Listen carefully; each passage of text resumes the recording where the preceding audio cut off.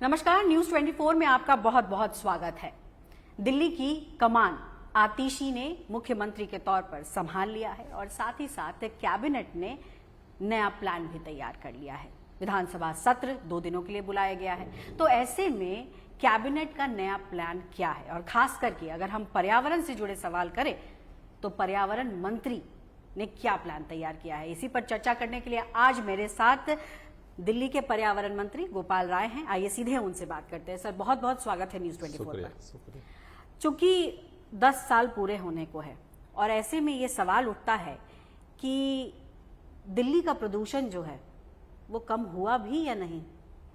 ये तो सबको पता है कि दिल्ली के अंदर जब से अरविंद केजरीवाल जी की सरकार बनी है, सरकार ने भी और दिल्ली के लोगों ने भी मिल करके जो काम किया है, आज सारे आंकड़े, चाहे PM 2.5 हो, चाहे PM 10 हो, चाहे अच्छे दिनों की संख्या हो, चाहे पोल्यूटेड दिनों की संख्या हो, हर जगह आंकड़े बोल रहे हैं।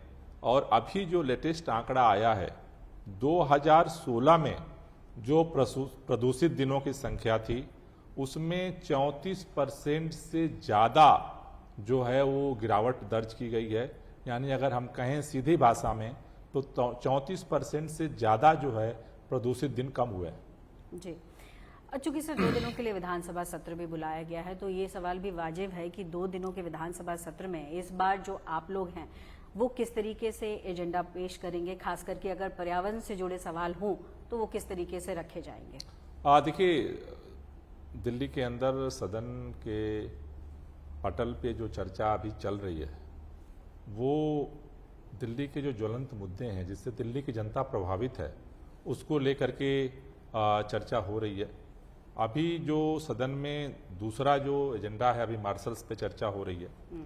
दूसरा जो मुख्य मुद्दा है कि दिल्ली के अंदर जो अवैध तरीके से 1100 पेड़ों की कटिंग हुई और उसको लेकर के सदन में चर्चा हो रही है। क्योंकि आज दिल्ली सरकार एक तरफ वृक्षारोपण अभियान चला करके और दिल्ली के हरित बेल्ट को बढ़ाने में लगी है, क्योंकि प्रदूषण जो कम हुआ है 34% से ज्यादा, उसमें हरित क्षेत्र का भी बहुत बड़ा रोल है। पिछले अगर चुनाव में देखें तो दिल्ली के मुख्यमंत्री अरविंद केजरीवाल जी ने दिल्ली के लोगों से वादा किया था कि 5 साल में 2 करोड़ पेड़ पौधे नए लगाए जाएंगे। मैं आपको बताना चाहता हूं कि 4 साल में दिल्ली के अंदर 2 करोड़ पेड़ पौधे लगाने का लक्ष्य सरकार ने हासिल कर लिया और इस साल एक्स्ट्रा 64 लाख और पौधे दिल्ली सरकार लगाने की तरफ बढ़ रही है। जगह जगह सभी डिपार्टमेंट के साथ मिलकर के अभियान चल रहा है। तो दिल्ली सरकार का मकसद क्या है? दिल्ली सरकार का एक ही मकसद है कि दिल्ली के लोगों को ज्यादा से ज्यादा अच्छी हवा कैसे उपलब्ध कराई जाए। लेकिन एक बात मैं जरूर कहना चाहता हूं, ये जो लड़ाई है ये केवल दिल्ली सरकार की अकेली लड़ाई नहीं है। इसके लिए दिल्ली के लोगों को सक्रिय होना पड़ेगा, सभी एजेंसियों को मिलकर काम करना पड़ेगा, LG साहब को मिलकर काम करना पड़ेगा, जो हमारे पड़ोसी राज्य हैं उनको मिलकर काम करना पड़ेगा, केंद्र सरकार को मिलकर काम करना पड़ेगा। क्योंकि जो ये प्रदूषण की समस्या है दिल्ली में, उसमें जो आंकड़े हैं, जितना प्रदूषण दिल्ली से पैदा होता है उससे दुगुना प्रदूषण दिल्ली के बाहर से दिल्ली में आता है। इसलिए हम इसकी कोशिश कर रहे हैं कि मिल करके इस अभियान को और आगे बढ़ाया जाए। बड़ा महत्वपूर्ण बात कही आपने और इस पर मैं प्रश्न भी करूंगी। लेकिन इस बार चूंकि बारिश जो है काफी समय तक लंबी रही है, मानसून सितंबर तक रहा है और अब विड्रॉल शुरू हुआ है, यानी कहीं ना कहीं मौसम विभाग ये कह रहा है कि ठंड इस बार जो है वो पहले दस्तक देगी। तो इस बार जो विंटर एक्शन प्लान होगा प्रदूषण को नियंत्रित करने के लिए, वो किस तरीके से रहेगा, क्या कदम उठाए जाएंगे और पिछले वाले से किस तरीके से डिफरेंट होगा? देखिए, अभी खास तौर से पूरे दुनिया में जिस तरह से जलवायु परिवर्तन हो रहा है उसका इम्पैक्ट पूरी दुनिया में प्रकृति के नेचर में बदलाव में देखा जा रहा है। उसका असर दिल्ली ने भी देखा। गर्मियों में किस तरह से हीट वेव आई, किस तरह से बारिश जो है जब हुई तो बहुत तेज हुई और इतनी ज्यादा बारिश हुई है जिसका अनुमान ठंड पहले आती है। जब पूरे साल प्रदूषण का स्तर कम हो रहा है, सर्दियों में क्यों नहीं हो रहा है, यह समझना बहुत जरूरी है। क्योंकि इस समय हवा की गति रुक जाती है, बारिश बंद हो जाती है और इधर टेम्परेचर डाउन जाता है। तो जितने प्रदूषण के कण हैं वायुमंडल में फैलने की जगह वो सारे जमीन की तरफ आते हैं और जो हमारे सेहत को नुकसान पहुंचाते हैं। तो अभी कल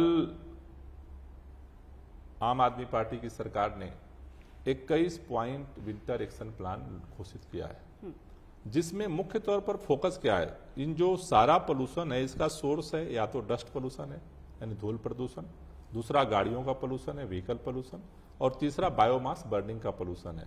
उससे ये मेजर ये 3 सोर्स हैं। इनको कैसे नियंत्रित किया जाए जब प्रकृति हमारे विपरीत हो। जब प्रकृति अनुकूल है तब तो वो खुद ही काम कर रही है, लेकिन जब विपरीत हो तो सोर्सेज को कैसे कम किया जाए, इसको फोकस करके विंटर एक्शन प्लान बनाया गया है। पिछले साल हमने 14 सूत्री विंटर एक्शन प्लान बनाया था, इस बार 21 सूत्री विंटर एक्शन प्लान बनाया है। इसमें खास तौर से 3 हिस्सों में हमने इसको डिवाइड किया है। एक कि जो हमारा हॉट स्पॉट्स है वो एक इंपॉर्टेंट रोल प्ले करता है दिल्ली के पूरे AQI में। पूरे दिल्ली का AQI 200 होता है, तो दिल्ली में लगभग 13 ऐसे प्लेस हैं जहां AQI 350 होता है, 150 का फर्क होता है। बिल्कुल। तो उन हॉट स्पॉट का ड्रोन द्वारा मॉनिटरिंग इस बार शुरू की जा रही है, जिससे और इफेक्टिव तरीके से हम काम कर सकें। दूसरा, दिल्ली के अंदर हम तमाम, चाहे डस्ट पोल्यूशन हो, चाहे गाड़ियों का पोल्यूशन हो, चाहे बायोमास बर्निंग हो, जो भी इसको वायलेट करता है उसको हम पनिश करते हैं, उसके ऊपर पेनाल्टी लगाते हैं। इस बार सरकार ने एक नई थीम पे काम शुरू किया है कि जो अच्छा काम कर रहे हैं, चाहे कोई व्यक्ति हो, चाहे कोई कंपनी हो, चाहे कोई एजेंसी हो, चाहे कोई भी हो, उनको हरित रत्न अवार्ड सरकार शुरू कर रही है कि उनको प्रोत्साहित भी किया जाए, जिससे कि लोगों को प्रदूषण को कम करने के लिए आप अंदर से एक जो है मोटिवेशन मिले और लोग पहल करें। तीसरा, जिसपे हम लोग सोच रहे हैं कि जो खास तौर से 1 नवंबर के बाद दिल्ली के अंदर जो पोल्यूशन की स्थिति है, जब वो सीवियर की तरफ बढ़ती है, अब तक का जो रिकॉर्ड है, उसमें इमरजेंसी मेजर्स भी अपनाने की जरूरत पड़ेगी। और उसके लिए ऑड इवन और कृत्रिम वर्षा, इन दोनों की भी हम लोग तैयारी शुरू कर रहे हैं, उस पर काम कर रहे हैं, जिससे कि इमरजेंसी सिचुएशन में उसको जो है लागू किया जा सके। जी, जैसे आपने जिक्र किया ऑड इवन को लेकर भी और कृत्रिम वर्षा को लेकर, कई जगहों हमने देखा भी है कि लगाए गए हैं ताकि कृत्रिम वर्षा करने की कोशिश, प्रयास करने की बात कही गई थी। सर, तो क्या इस बार माना जाए, क्योंकि चुनौतियां इस बार हो सकती हैं ज़्यादा हो, क्योंकि ठंड पहले पड़ेगी, तो ऑड इवन लागू हो सकता है? नहीं, उसके लिए हम लोग तैयारी कर रहे हैं। और जैसे कृत्रिम वर्षा है, उसके लिए भी हमने केंद्र सरकार को चिट्ठी लिखी है, क्योंकि पिछली बार भी हमने इसका प्रयास शुरू किया था, लेकिन बाद में पता चला कि इसमें बहुत सारे सेंट्रल गवर्नमेंट, देश की राजधानी होने के नाते बहुत सारे सिक्योरिटी का प्रश्न है, तो परमिशन चाहिए। तो अभी हमने केंद्र सरकार को चिट्ठी लिखी है कि एक मीटिंग बुला ले पर्यावरण विभाग, जिसमें केंद्र सरकार, दिल्ली सरकार और IIT कानपुर, जिससे कि बैठ करके जिसको जो करना है हम सबका सहयोग मिले। हम चाहते हैं कि केंद्र के सहयोग के बगैर ये संभव नहीं है, तो उनका परमिशन हमें चाहिए। उसके लिए हमने बहुत पहले से ही प्रयास शुरू कर दिया है, जिससे कि समय से पहले हमें परमिशन मिल जाए तो हम उसको दिल्ली के अंदर जो है इम्प्लीमेंट कर सकें। चलिए, एक चुनौती और भी है सर, निर्माण स्थल और पराली, ये 2 भी बड़े वजह हैं जिसकी वजह से प्रदूषण जो है वो काफी ज्यादा बढ़ जाता है। इसको लेकर के आप लोगों ने क्या कदम उठाया है या फिर क्या कदम उठाने जा रहे हैं? देखिए, पहली चीज जो पराली है, दिल्ली के अंदर तो पराली कम पैदा होती है, लेकिन जितने पराली पैदा होती है, दिल्ली में हम बायोडिकम्पोजर का 5000 एकड़ में बायोडिकम्पोजर का छिड़काव अभी नेक्स्ट वीक से हम शुरू करने जा रहे हैं, जिससे दिल्ली के पराली की जो समस्या है उसको हम, और पिछले कई सालों से हम सफलतापूर्वक इसको कर रहे हैं, पराली को मैनेज कर रहे हैं। डस्ट पोल्यूशन के लिए अभी 7 तारीख से एंटी डस्ट कैंपेन पूरे दिल्ली के अंदर जो है हम लॉन्च करेंगे, और जिससे कि जो डस्ट पोल्यूशन है उसको भी हम कंट्रोल कर सकें।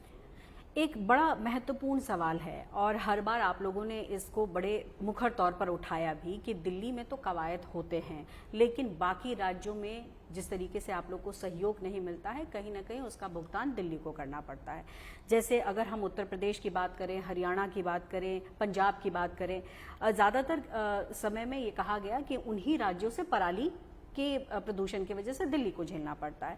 तो ऐसे में समन्वय कैसे बनाएंगे, क्योंकि बात तो अभी भी वही है, सरकार पंजाब में आपकी जरूर है लेकिन बाकी जगह पर तो नहीं है, फिर कैसे समन्वय बनाएंगे और कैसे रणनीति तैयार होगी? देखिए, ये एक चुनौती है हमारे लिए, क्योंकि दिल्ली में 2 सरकारें हैं, एक दिल्ली की राज्य सरकार है और एक देश की केंद्र सरकार है।